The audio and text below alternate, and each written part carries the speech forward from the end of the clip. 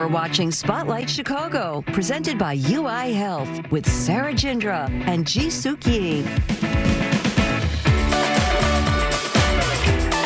About 1 in every 1,600 babies in the U.S. are born with cleft lip or palate, or both.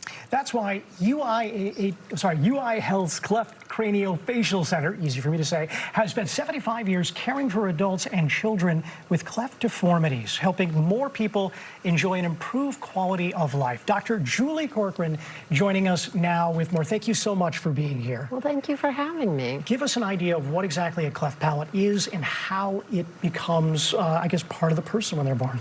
Yeah, so cleft lip and cleft palate is something that happens developmentally. It's usually happening at around 4 to 6 weeks into pregnancy. So just as most of these women are figuring out they're pregnant. And basically, as all of the pieces and parts come together to make that face, as something's early or something's late or it doesn't stick, we get a separation between the lip and the nose and they become one and the same. That's the cleft. I had no idea that it was that early in a pregnancy. So are there certain things that you can do early on to kind of prepare for then when the baby is born? Sure. I mean, general good health as part of planning, family planning, you know, if you know you're ready to have kids, to make sure you're doing things like taking your vitamins and not spending too much time having too much fun with alcohol and cigarettes. Those are always good things when you're planning.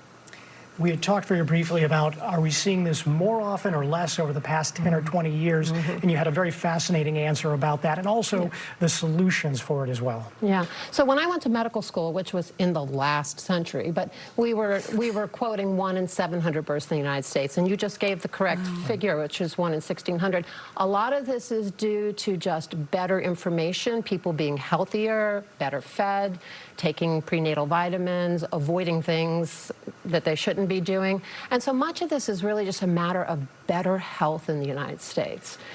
So do you know then when you're having a child, do you just find out right when the baby is born, or would you know ahead of time that you might be dealing with this in your future? Yeah. So when you have a cleft lip and cleft palate, the lip portion is out on the outside of the face. So that 20-week ultrasound that most women have during their pregnancy would catch cleft lip.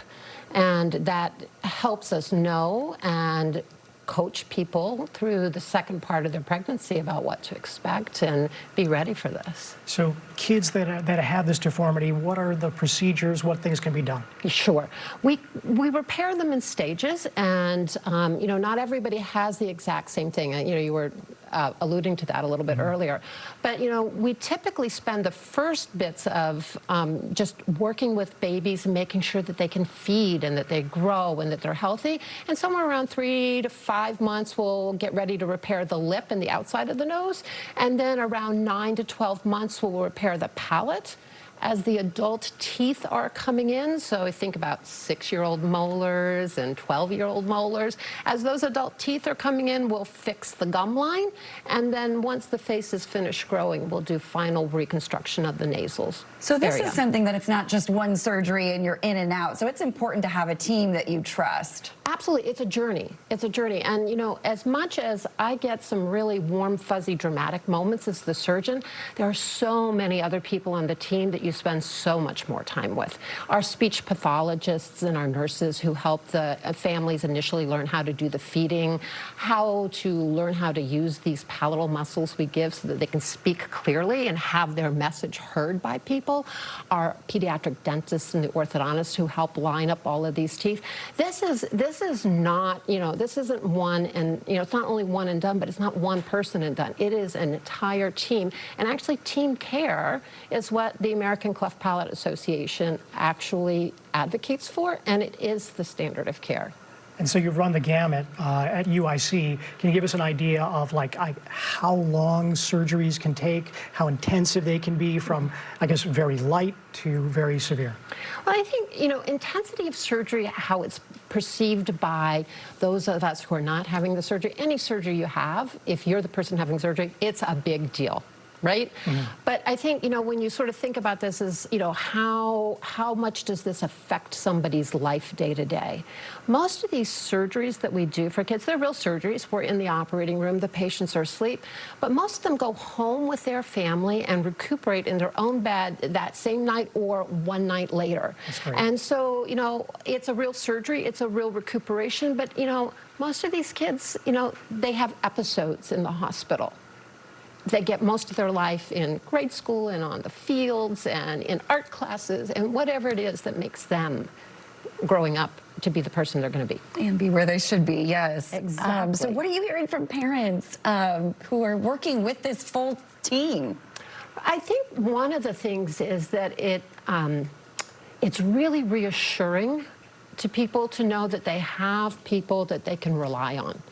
And so, you know, when you have somebody who's having a speech problem and the school speech pathologist says, you know, wow, what's going on? And they say, well, I have a speech pathologist you can talk to and we can work on this together. So it allows things to cross into their real life. It gives them a whole set of people that they can count on. How life-changing, when addressed appropriately, are these surgeries? Well, I personally, this is a personal thing. I think of cleft lip and palate as a communications disorder.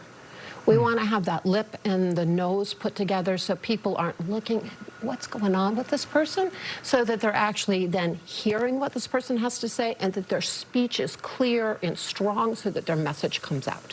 And so ultimately being able to go and put your best face forward and have yourself heard, there's no gift that's greater. Oh, Dr. Corcoran, thank you so much for being here. We appreciate it.